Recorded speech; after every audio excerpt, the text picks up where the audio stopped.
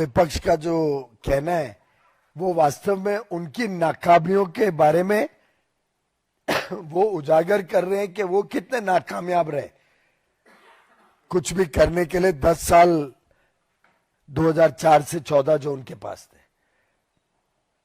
वो तो सहमति नहीं बना पाए कि टैक्स को वन नेशन वन टैक्स कर पाए।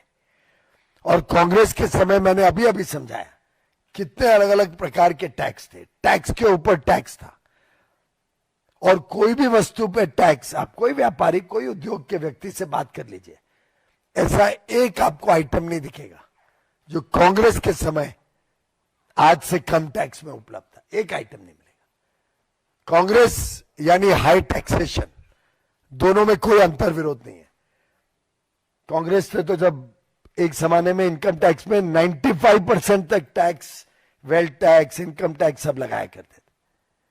तो कांग्रेस की नाकामियों के बारे में एक प्रकार से वो खुद ही खुलासा कर रहे हैं। और 8 साल लेट कहां, 8 साल पहले भी हमने जो रेट उस समय के कांग्रेस के रेट थे उसको कम किया, लगातार उसको कम करते रहे। और उस समय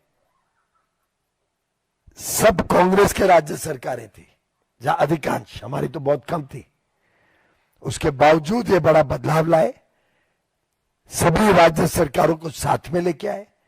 उस समय की परिस्थिति के हिसाब से कि राज्य सरकारों का रेवेन्यू लॉस ना हो, उनको 14% ग्रोथ भी हो, उस समय जो निर्णय लिए गए वो सराहनीय थे, कांग्रेस उसमें शामिल थी।